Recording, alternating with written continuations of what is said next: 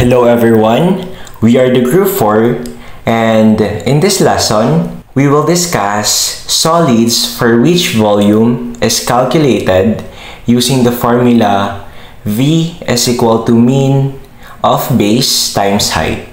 Our presentation will cover 4 subtopics. First is the frustum of right pyramid to be discussed by Denver Miembro and Eric John Furuelda. Second, frustum of right circular cone to be presented by Queen Mecca Isug. Third is the prismatoid to be explained by John Joshua Heredias. And lastly, number 4, truncated prism or cylinder to be presented by John Lloyd Josai and Mark Gakayan. Good morning everyone. My name is Denver Miembro from Group 4 and I'll be discussing about the frustum of regular pyramid. Starting with the meaning of frustum. So, what is frustum? Ano nga ba kapag sinabing frustum? Ito yung tawag sa kapag hinati mo yung baba ng pyramid horizontally ng base. At yung may iwan naman ay tinatawag na frustum or truncated pyramid. Unlike sa original pyramid na may tuktok, sa frustum naman, wala siyang tuktok or apex. And because of that, nagkakaroon ng 2 bases, the upper and the lower base. The upper base ay mas maliit kaysa sa taas na base.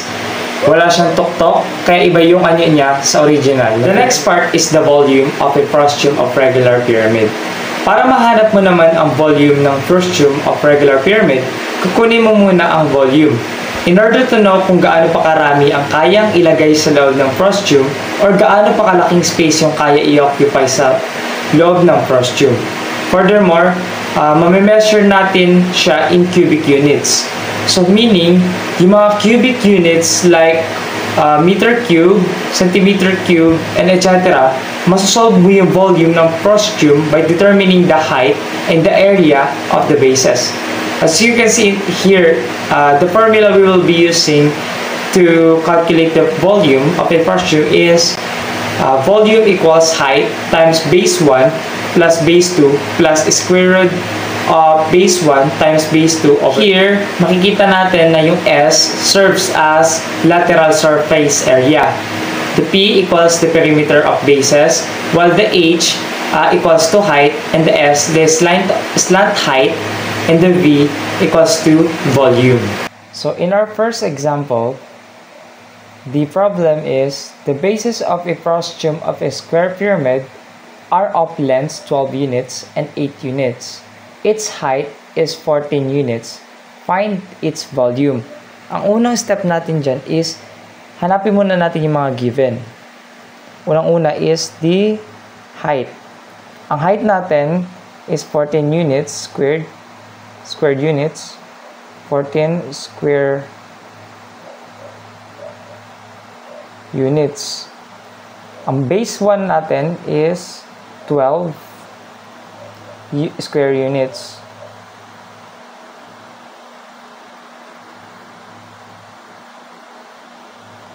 And then our base 2 is 8 square units. And now we're going to solve for area of bases, which is the side squared. Okay, so 12 squared equals to 144 square units. And then 8 squared naman is 64 square units. Hindi mawawala tong square units na to, lagi siya nakasama kahit na na-square na natin yung unang bases. And then after nun, gagamitin natin tong formula ng volume, which is the volume height times base 1 plus base 2 plus squared of base 1 times base 2 over 3.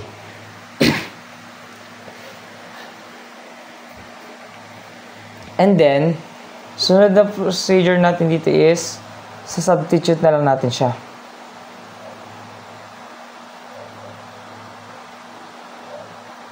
B equals to 14. Then base 1 equals to 144 plus 64 plus, ganun uli, 144 times 64 over 3. And then, isi-simplify natin siya.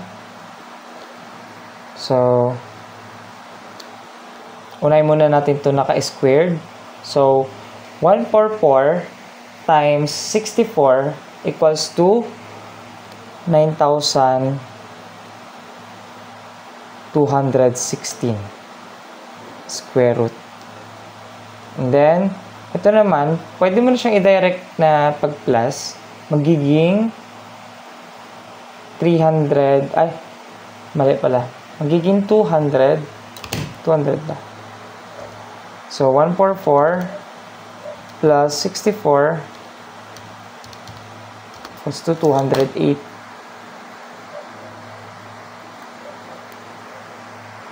over 3 pa rin siya. Ganoon lang uli. Nangyari naman na to is 208 plus 96 equals to, magiging ano siya, 208 plus 96, magiging 304 na siya. Yan. After nyan, 14 times 304, magiging 4,256. Then, ang final natin dyan is ito na. 1,400 cubic units. Ito na ang kanyang volume. Here's another example of frustum of a regular pyramid. So, sabi rito, suppose we have a frustum of a regular pyramid with the following dimensions. The height of the frustum is 10 cm, while the area of the larger base is 64 cm squared, and the area of the smaller bases is 16 cm squared. Find the volume. Kagaya ng kanina, ang una nating gagawin is hanapin muna natin yung kanyang given. Ang unang given natin dyan na makikita is the height. Sunod, the base 1. And lastly is the base 2. Kita natin na 10 cm yung nasa height niya, kaya input na lang natin siya dito. While the base 1 naman, makikita natin siya na 64 cm squared yung nakalagay. Ganon din sa base 2, 16 cm squared. Since hindi naman na kailangan isolve yung area for bases, yan, hindi na kailangan to isolve kasi given na siya. Hindi mo na siya kailangan isolve pa muli ng squared kasi ito na siya mismo. Nakalagay na siya dito. Okay? So, proceed na tayo. Proceed natin is, substitute na lang natin siya sa formula. Ang formula natin is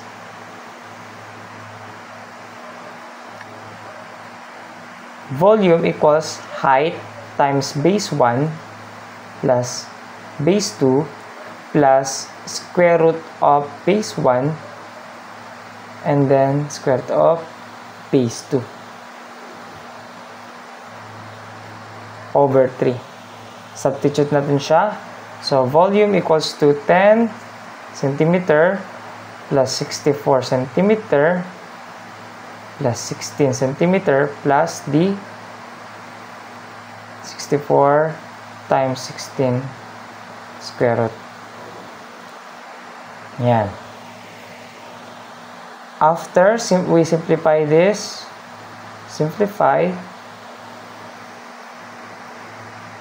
just copy. Unahin muna natin ang square root.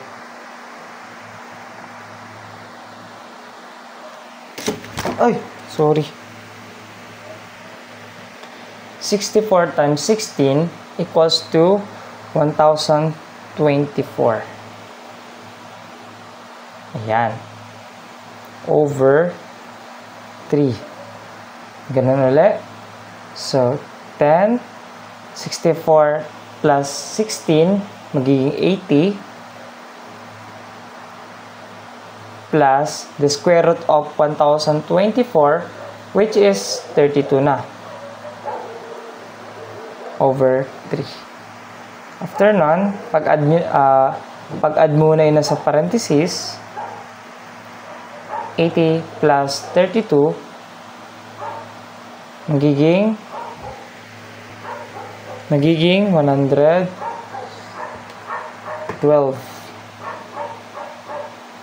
over 3. Ngayon, pag times mo na itong height sa natitirang bases na yan. 10 times 112 magiging 1,120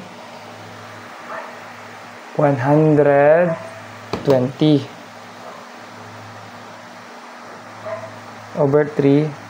The volume na divide mo na siya, magiging 1,120 divided by 3, magiging 373.333 centimeter cube na siya. And that's it. Ito na yung pinaka-volume natin. The figure below shows a solid frustum A, B, C, D, E, F, G, H with bottom dimension of 40 cm by 30 cm and top dimension of 24 cm by 18 cm. The height of that frustum is 24 cm. So first, we need to determine the height of the pyramid from which the frustum was made. And here are the formula. Okay, let's solve AB over FG equals to MV divided by NV.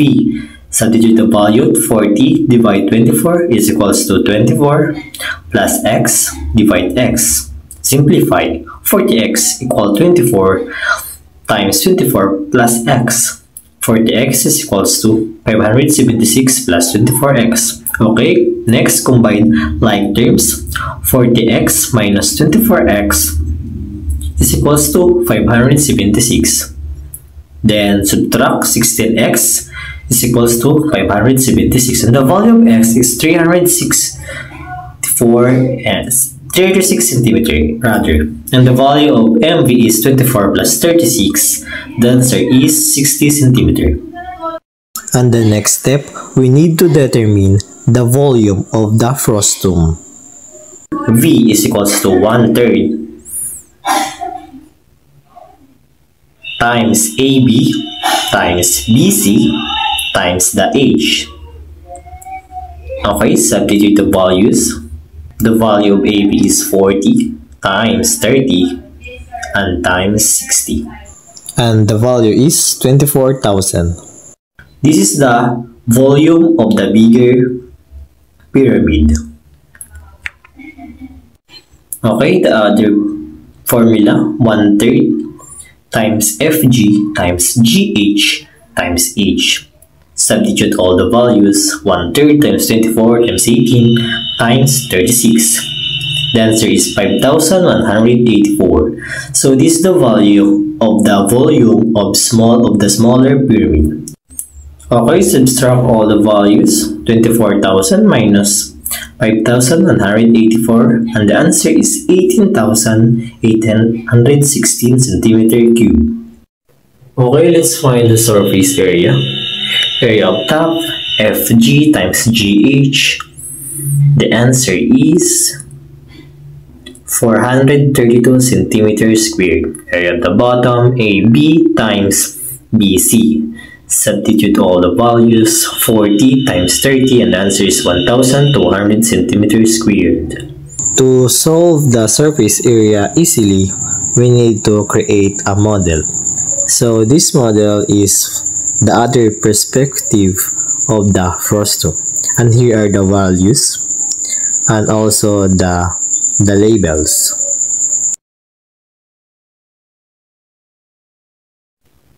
So to solve easily, you need to draw some illustration.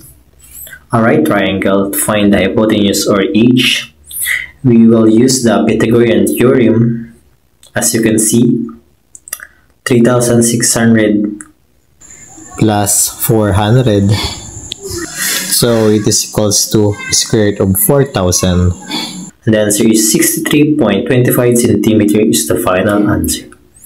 Next, again, the h, Pythagorean theorem again. Square root of 1,440 is 37.95 centimeter. Okay, let's solve this.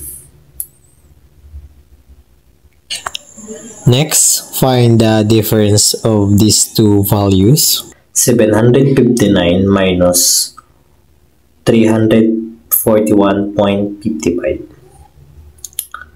And the answer is 417.45 centimeters squared times 2 is 824.90 centimeter squared. Okay, let's solve the value of KR. Pythagorean theorem again. Substitute all the values. The answer is 61.85 centimeter. The LV, Pythagorean theorem again. Square root of 1,377 is 37.11 centimeter. Okay, let's find the surface area of triangle BGF is equals to area of a triangle BGF times area of triangle FGV. And the answer to the subtraction is 1,237 minus 445.32 is 791.68 again times 2. Then the answer is 1,583.36 centimeters squared. So to find the total surface area, we need to find the sum all the answer that we got in our computation previously. Okay, let's add 432, 1,200, 834.90, 1,583.36. And the answer is 4,050.60 centimeters squared. Let's proceed to the next topic, the frustum of a right circular cone. A frustum is a portion of a cone or pyramid that remains after its upper part has been cut off by a plane parallel to its base. The frustum of a right circular cone is formed when the top of the cone is removed by a plane parallel to its circular base. So from its name, it is the frustum made from getting out the upper portion of a regular cone and taking only the volume of the lower part. So this is how the frustum looks like. So let's proceed to its properties. First, the altitude of a frustum of a right circular cone is the perpendicular distance between the two bases. Second, all the elements of a frustum of a right circular cone are equal. There are following formulas that are essential when dealing with the frustum of a cone. First is the volume. Volume is equals to 1/3 pi times height times the radius of the larger base plus radius of the larger base times radius of the smaller base plus radius of the smaller base squared. Next is the lateral surface area. Lateral surface area is equals to pi times radius of the larger base plus radius of the smaller base times the slant height. Last is the total surface area. Total surface area is equals to pi times radius of the larger base is squared plus radius of the smaller base is squared plus the radius of the larger base plus radius of the smaller base times the slant height.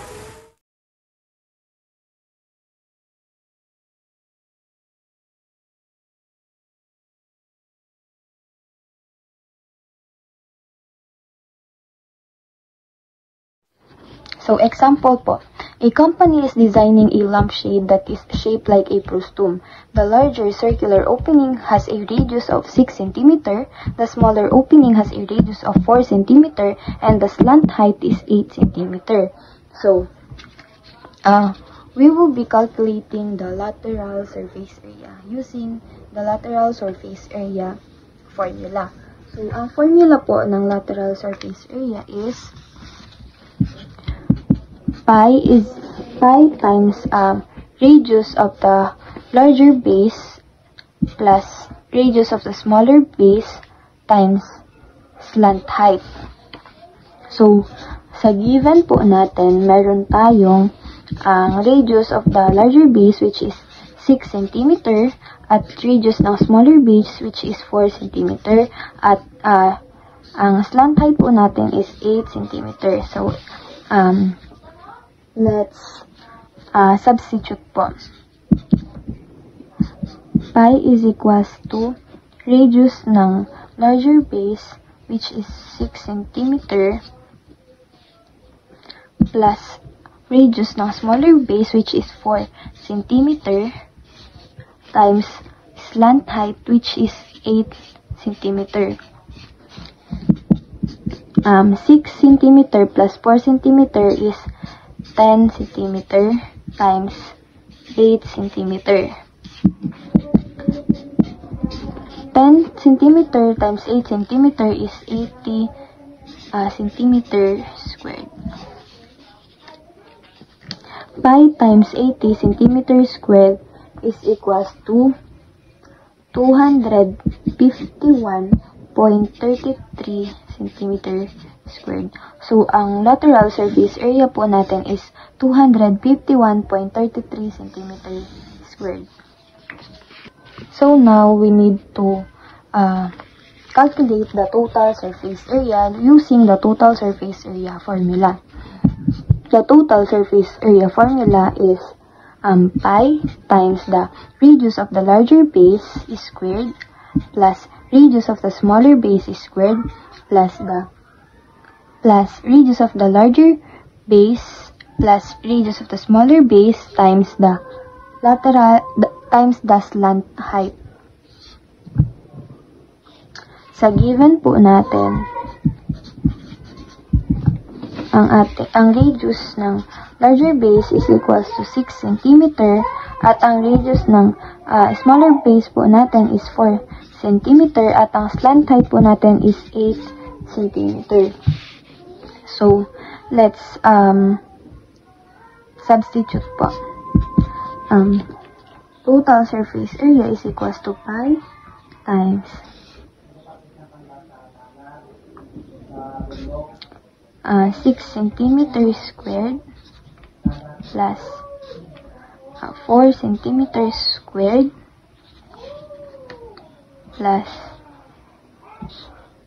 6 cm plus 4 cm plus the slant height which is 8 cm.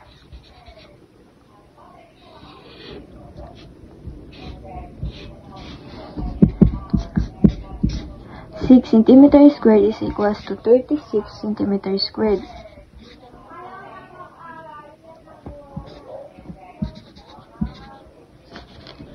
Um, 4 centimeter squared is equals to 16 centimeter squared plus 6 centimeter plus 4 centimeter is equals to 10 centimeter.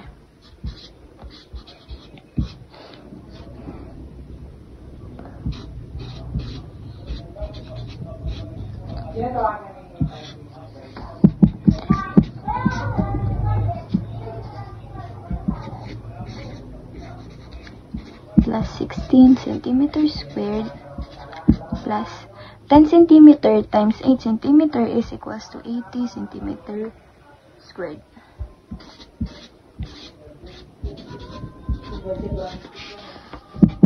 Pi times 36 centimeter squared plus 16 centimeter squared plus 80 centimeter squared is equals to 132 centimeters squared. Pi times 132 centimeter squared is equals to 414.69 centimeter squared. So, ang total surface area po natin is 414.69 centimeter squared. So, now we need to calculate the volume of the frustum. To calculate the frustum, we need the height, which is not directly provided sa given. However, we can calculate it using the slant height and the radii of the circular opening. The height can be determined using the Pythagorean theorem. So, we will be using the Pythagorean theorem. So, height is equals to square root of slant height is squared minus the radius of the larger base minus radius of the smaller base squared. So, sa given po natin, ang slant height natin is equals to 8 cm at ang radius ng larger base natin is equals to 6 cm at ang radius ng smaller base natin is 4 cm. So, let's substitute.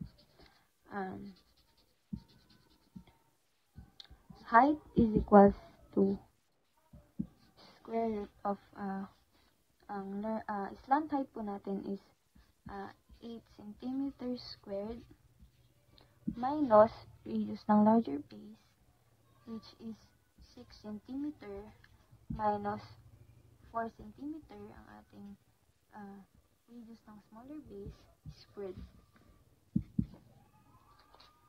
So, 8 cm squared is equals to 64 cm squared minus 6 cm minus 4 cm squared is equals to 4 cm squared.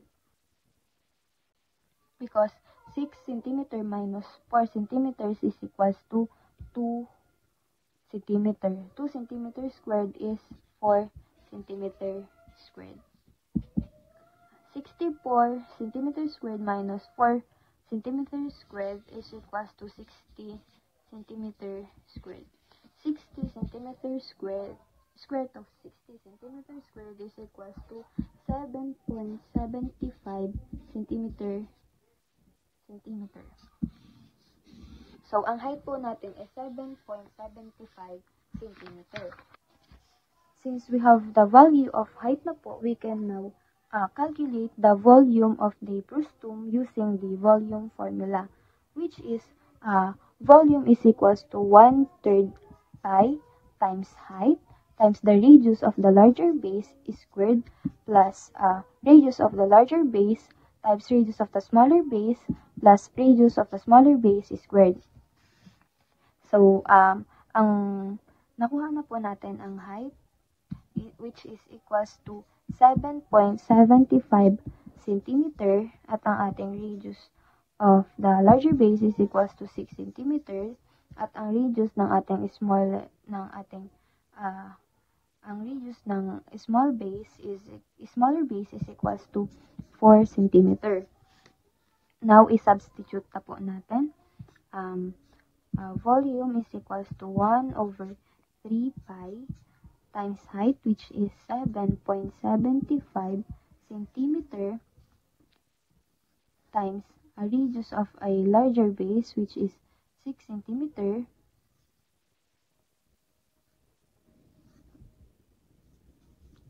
squared plus radius of the larger base times radius of the smaller base, 6 cm times 4 cm plus radius of the smaller base is squared.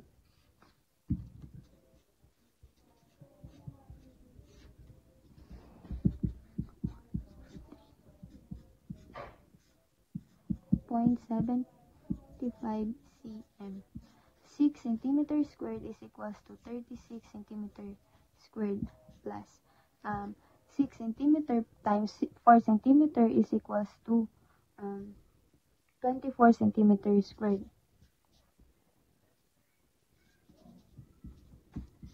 4 centimeters squared is equals to 16 centimeters squared.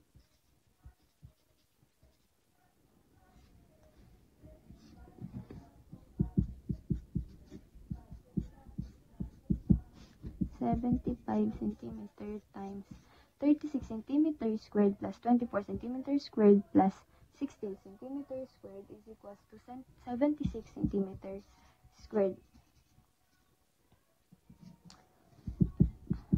1/3 pi times 7.75 centimeter times 76 centimeters squared is equals to 589 cubic centimeter.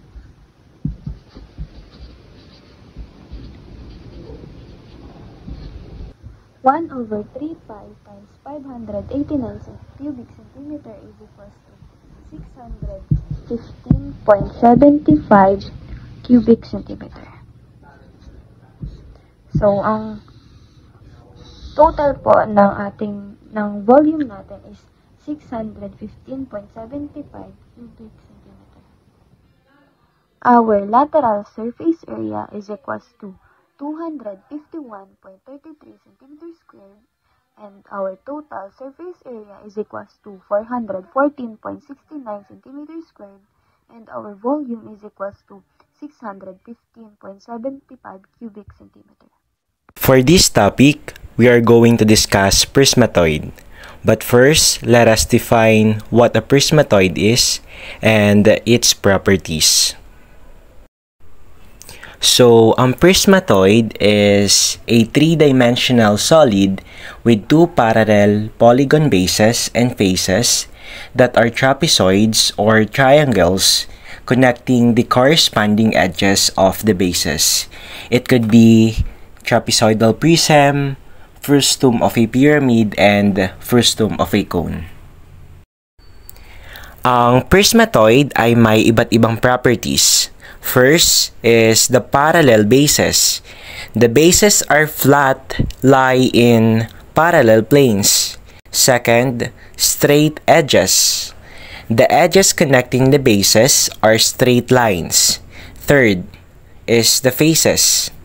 The faces between the bases are trapezoids or triangles, katulad nung nabanggit ko sa definition ng prismatoid na ang bases na to, it could be trapezoids or triangles. And lastly, number 4, the volume. Its volume can be calculated using this formula. So, ito ang formula to get the volume of the prismatoid. V is equal to H divided by 6 times A sub 1 plus A sub 2 plus 4 times A sub M. So, yung A sub 1 na nakikita nyo dyan, yan yung area ng ating bottom base. Yung A sub 2 naman, yan yung area ng ating top base. While yung A sub M na yan, yan yung area ng ating midsection. So, let's have an example. Our solid here is trapezoidal prism. So, yung trapezoidal prism has rectangular base. So, we can consider this solid as an example of prismatoid. And the area of its bottom base is equal to 15 centimeters squared. And the area of our top base is equal to 8 centimeters squared. And the area of our midsection is equal to 10 centimeters squared.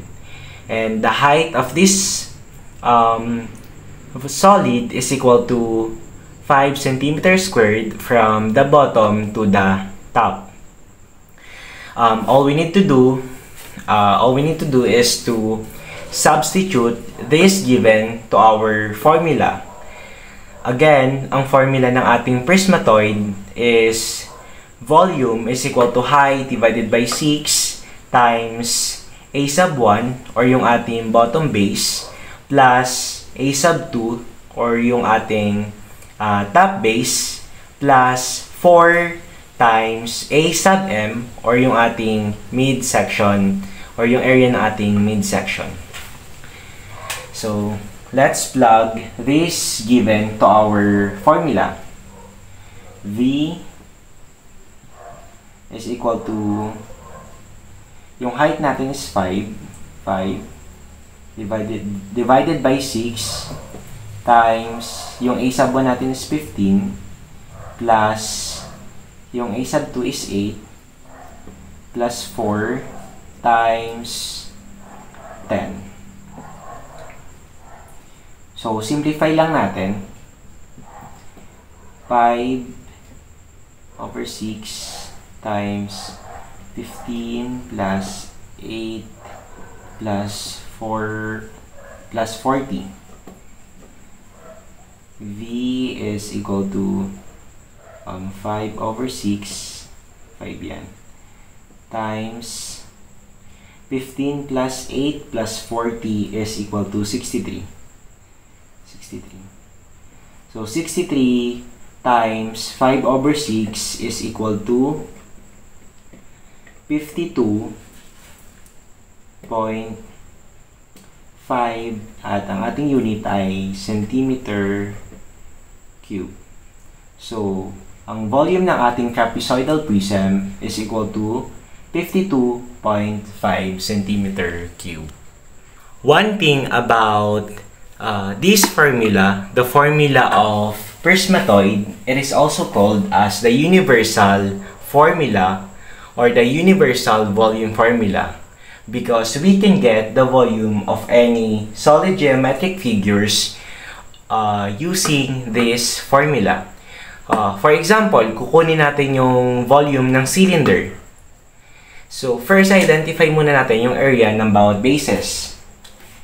Yung base ng ating bottom is circle.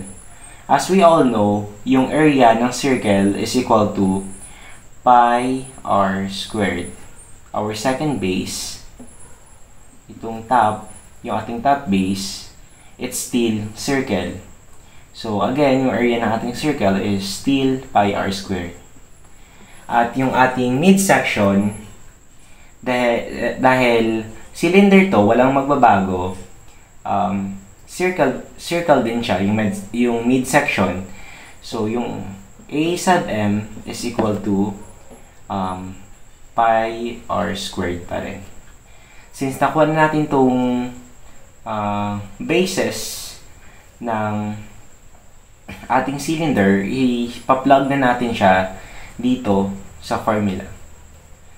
V is equal to h divided by 6. Yung a sub 1 natin is pi r squared plus pi r squared again plus 4 times pi r squared. Yan. Simplify lang natin. Height divided by 6 times 4 times pi r squared is equal to 4 pi r squared. So 4, 5, 6. So 6 pi r squared. So cancel na tong 6. Ang matitira na lang ay pi r squared times height. So, back to basic, as we all know, yung volume ng ating cylinder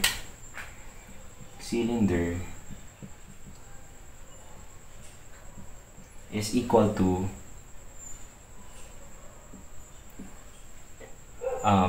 pi r squared times height.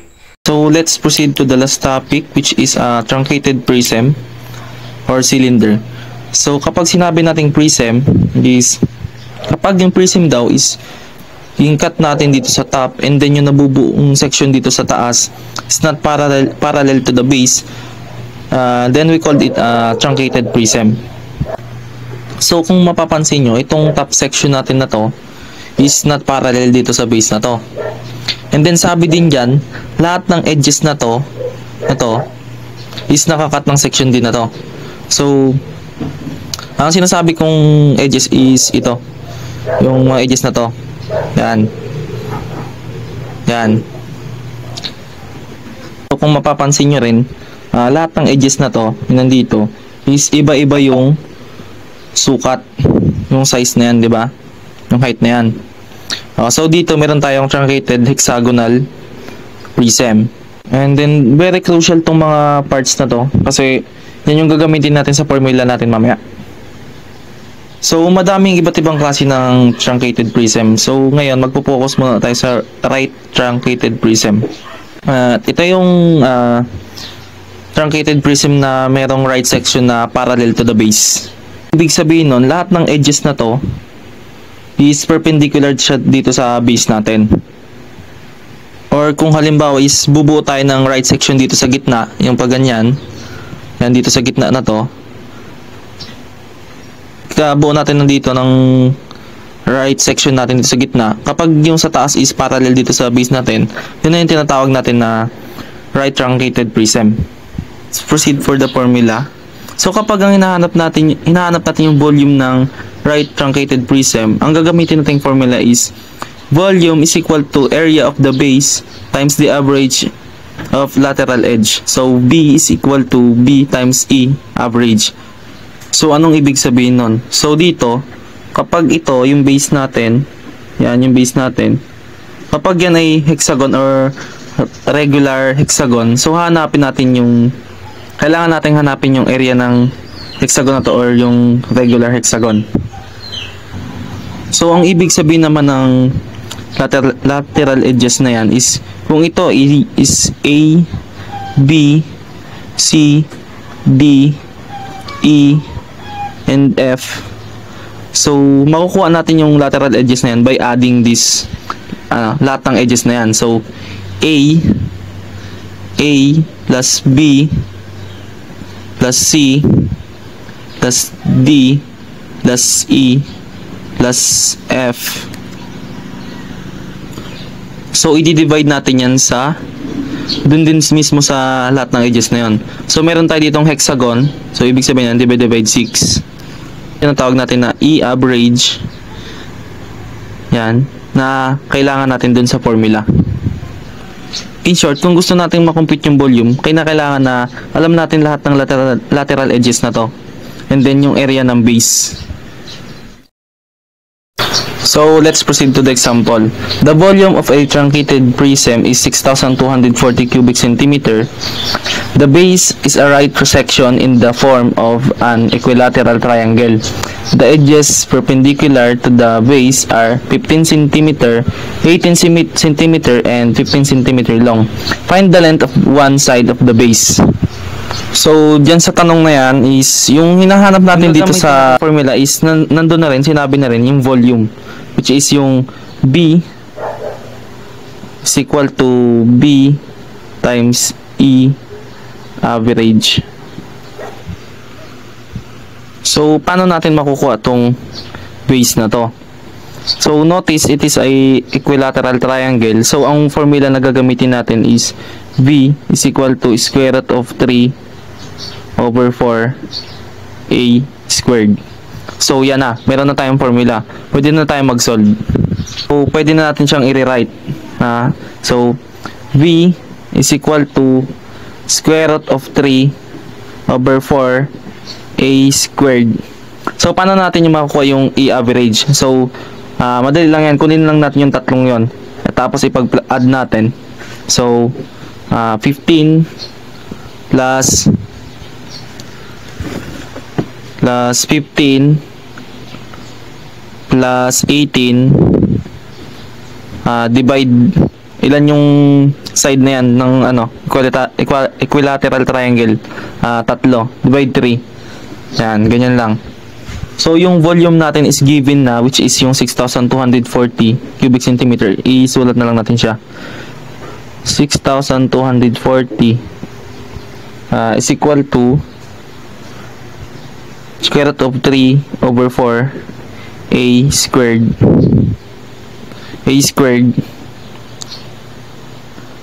Then, sulat lang natin ulit yung sinulat natin kanina. 15 plus 18 over 3 ay divide 3. So, ayan na yung pinaka-final natin. So, sa pag-compute na to, unahin natin yung naka-parenthesis. So, 6,240 is equal to square root of 3 over 4. So, a squared. So, 15 plus 15, 30 plus 18, 48 divide 3 is 16. Yan, 16. So, ganun pa rin. Compute natin ulit. 6,240 is equal to square root of 3.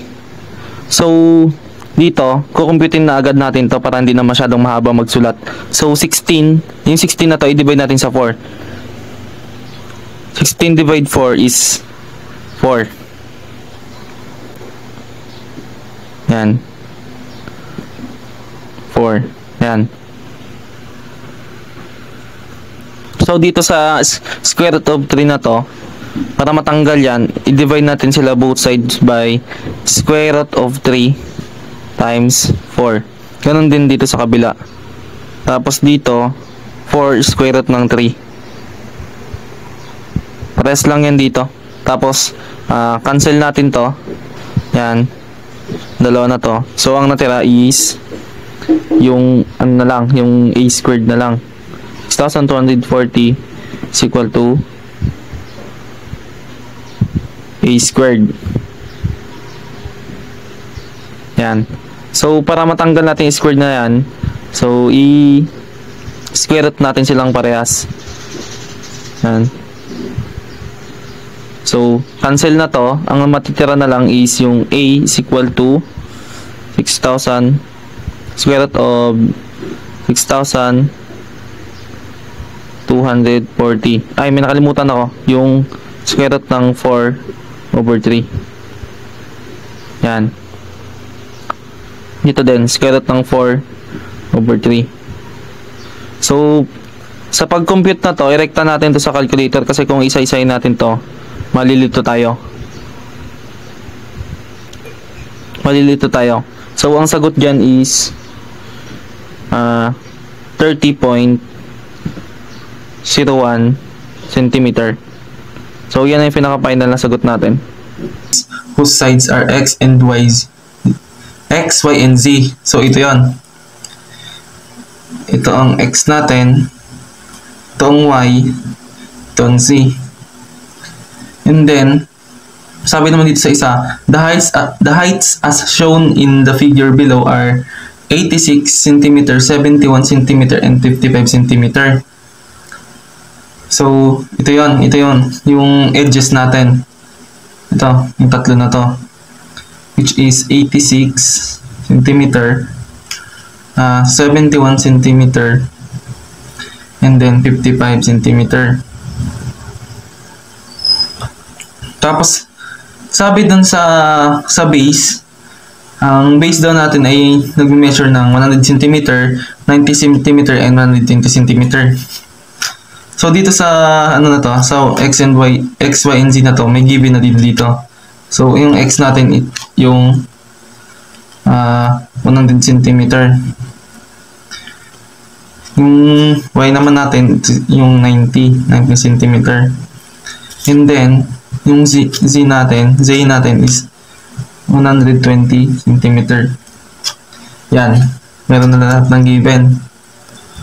So, dito naman, volume naman yung hinahanap dito. So, ang gagamitin natin formula is V is equal to RM.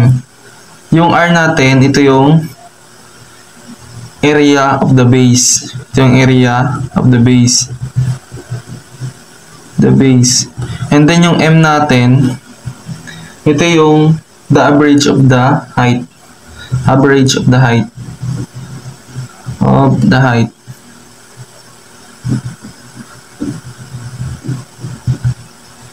Yan. So, para makuha natin yung area ng base natin, kailangan natin gamitin yung Heron's formula. So, solve for R using Heron's formula. So, ano ba yung Heron's formula? So, R is equal to S times S minus X, S minus Y, and X minus Z. Yan.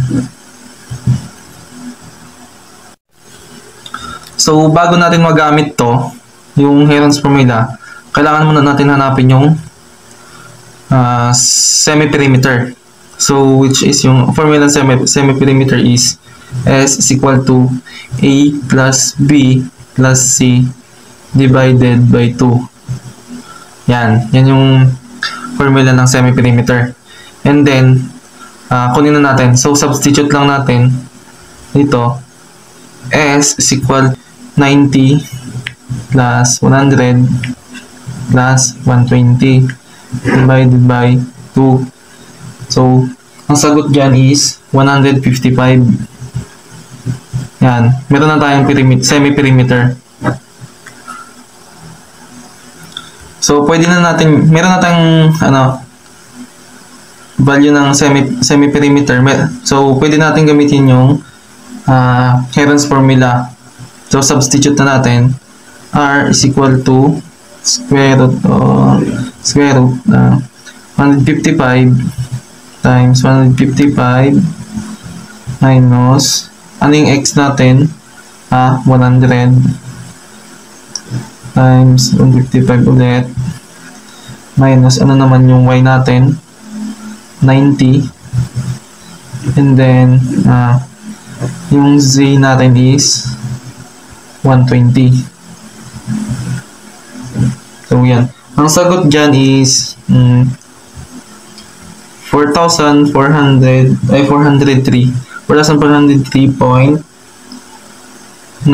centimeter cube. So, yan. So, nakuha na natin yung area ng base natin. Ito. So, pwede natin siyang i-compute. Pwede na natin gamitin itong formula na V is equal to R tsaka M, R and M. So, yung R natin, substitute na natin. Ito yung 4,403.9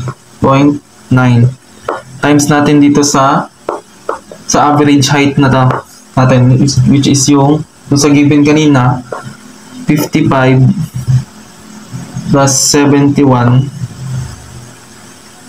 plus 86 divided by 3. Yan. Divided by 3 kasi 3 sides, 3 yung edge doon ng triangular, di ba? Triangular prism. So, yan. So, ang sagot dyan, volume is equal to 311,208.93 cubic centimeter. So, ito na. Ito na pinaka-final na sagot natin. Sa ating formula ng truncated right cylinder, lateral surface area, and all we need to do is use to pi r. Pi r here stands for the radius of the base, not the top one. And then we just need to multiply the E minimum and E maximum to pi r.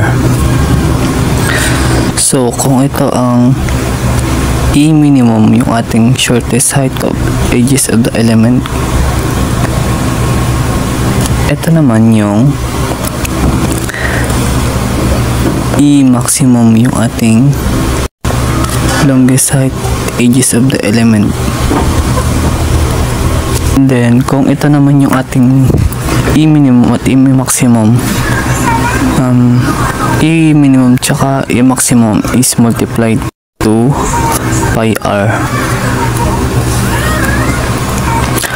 Para naman sa total surface area, all you need to do is kailangan natin kunin muna natin tong lateral surface area bago natin ito makuha ang total surface area. As you can see, lateral surface area plus pi r squared plus pi r over 2 square root of E minimum minus E maximum quantity squared plus 4r squared. Ito yung gagamitin natin mamaya para sa ating mga formula solving. Let's try this example. In a truncated right circular, the top one plane makes an angle of 60 degrees with horizontal. The shortest and the longest are 4 and 10 units respectively. Find the volume and the total surface of the solid.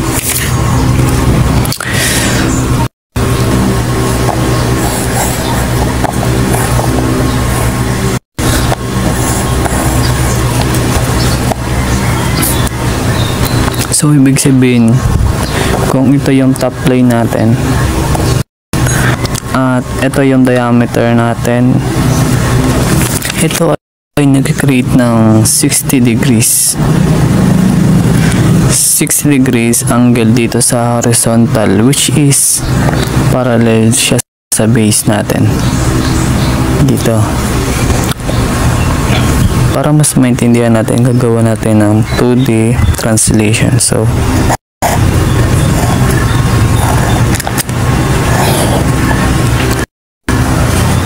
at kung ito daw yung 60 degrees na angle natin, at syempre nakalagay dito yung 4 units and 10 units respectively, shortest and the longest elements siya. So kung ito yung ating shortest, yung 4, at ito yung high, yung longest age of the elements, yung 10 units natin.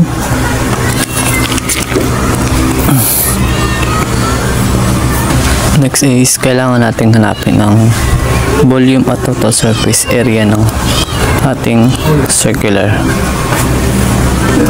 Pero, ano nga ba ang kailangan nating hanapin? Ang kailangan nating hanapin ay ang radius, which is yung dito. Yung ating radius. Para makuha natin ang ating radius, itong right triangle na to, this is right triangle. Ito ang gagamitin natin. At kung mapapansin natin, kung malalaman natin itong length na to,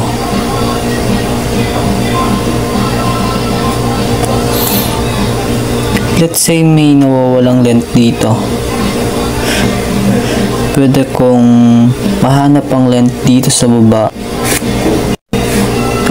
which is equal siya dito sa length ng ating base.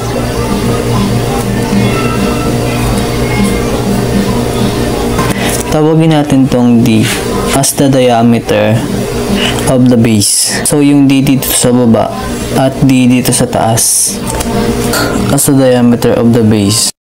Pero ano kaya ang posibleng value nito? Para makuha natin, subtract lang natin longest elements at itong shortest elements. So 10 minus 4 is 6 yung lengths na nandito. At dahil nakuha natin ng length, may nabubuo tayong right triangle. Ito, na-given na one side at the anterior angle of the 60 degrees.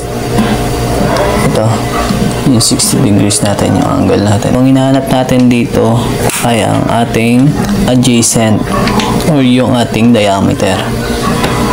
gagamitin naman natin ang famous SOHCAHTOA. Ang gagamitin natin dito ay ang TOA, itong tangent. Kasi ang given ay opposite at nawawala yung adjacent, and that is stands for tangent 60 degrees is equals to opposite. So ang opposite ng 6i equals ay 6. Ang adjacent natin ay D. Let's solve the R, the radius. Kung ganito naman ang given, pagbaliktarin na lang natin. So we'll have D is equals to 6 tangent 60 degrees. Now, kung gagamitin naman natin ang mga calculator, make sure na naka-degree mode kayo. Kasi 60 degrees ang gamit natin. Ang sagot ay D 2 square root of 3 units. So, hindi pa yan ng R kasi yung D dito is the diameter of the base. And to find the radius, we need to find what? Divide the diameter to 2. So, R D over 2 is equals to 2 square root of 3 units divide 2. The answer is square root of 3 units. At itong R ngayon ang gagamitin natin to solve the volume and the total surface area. Let's solve for the B or the volume.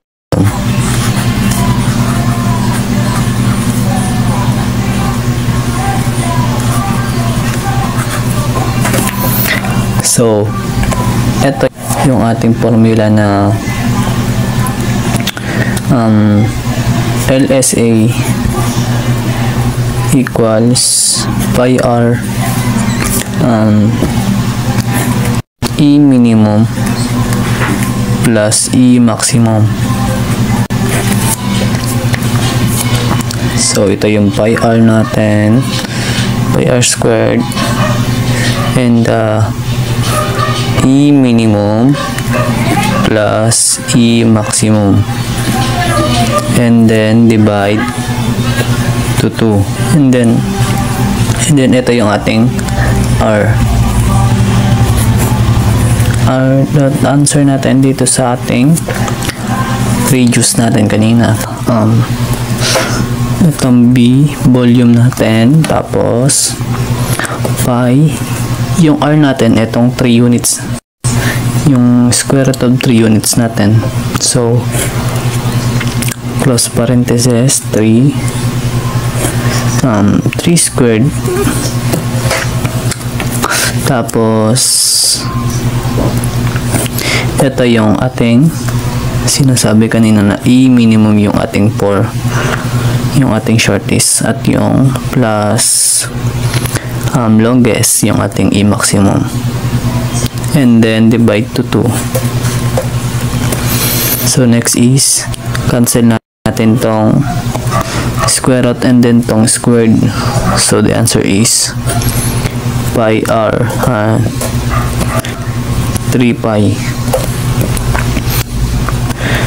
4 plus 10 is 14. So, and then divide 2. So the answer is 7. Times natin tong 7 sa ating 3 pi. So 3 pi times 7 is equals to volume of 21 pi units squared, or pwede pa natin i-round off to the decimal. 65.27. units squared. Try natin sa calculator.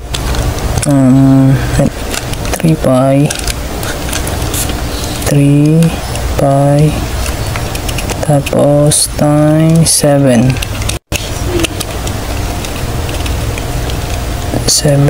is equals to 65.97 cubic units.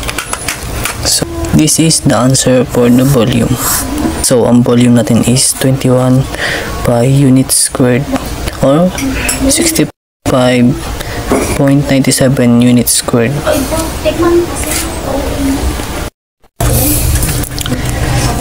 And now let's try to solve the total surface area. So ito yung formula natin na total surface area.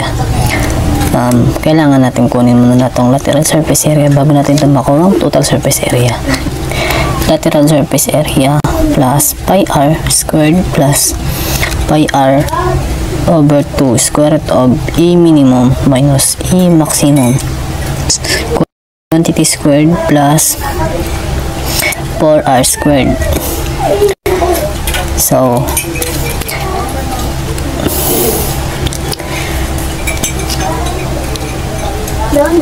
So ganito. Total surface area equals pi r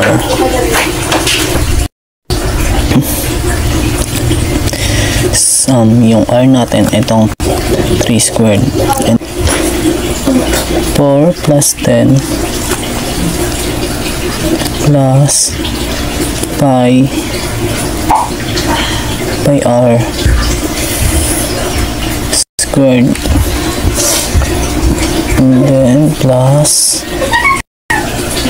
pi r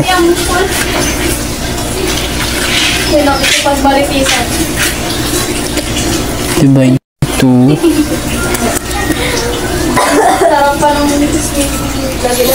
tapos 4 minus 10 quantity squared and then plus 4 r squared. Simplify pa natin. TS total surface area is equals to 4 plus 10 is 14. And then copy natin tong r pi plus 3 pi plus pi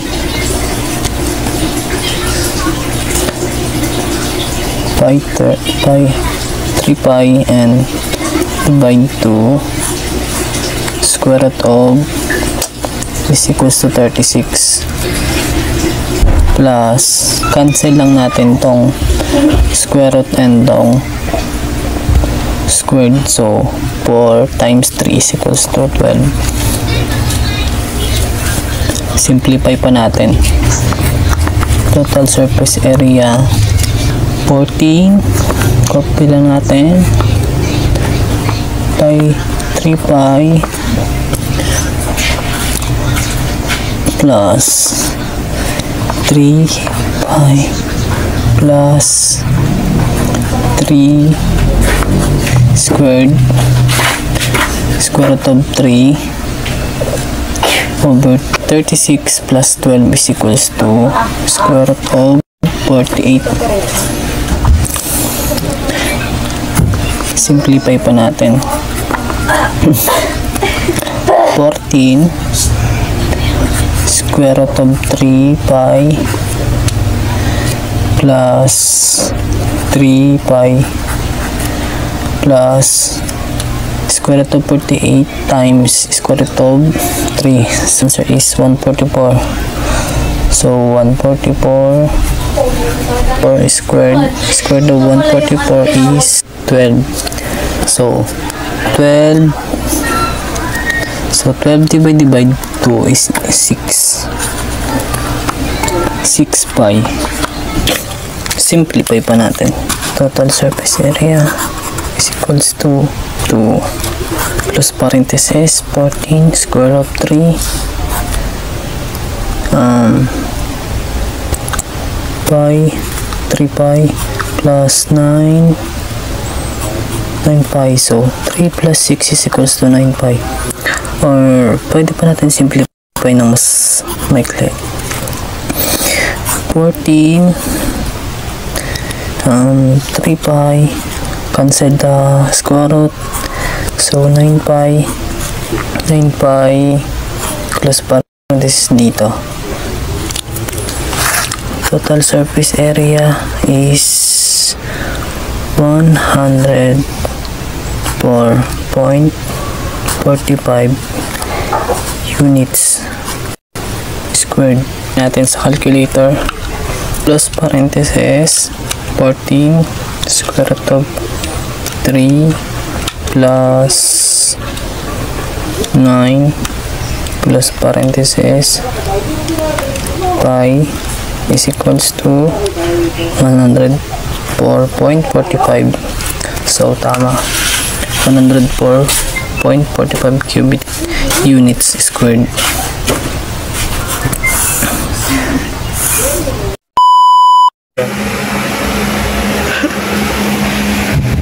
Yun na, boss!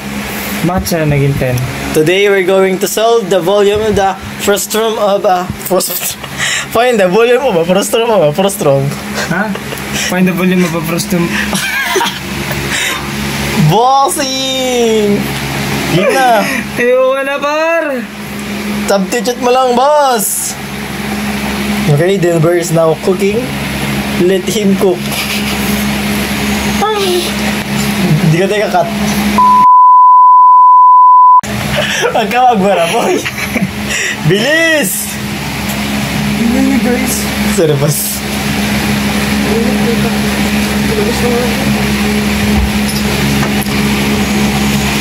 V? Magsalita kasi. Ayoko. Salitan mo, 19! Ba't 9? Tama, 19. Square root of 9 times 10 over 3. Ako na lang voice over. Next. V. V is equal to Ano? 9 times 9. 9 times 19. Tama! 9 plus 10. Tama, 19. Ba't yung 19 mo na? Wala pa ba? Ang gulo mo! Ayoko na! Diretso. Again. Ayoko na mag-report.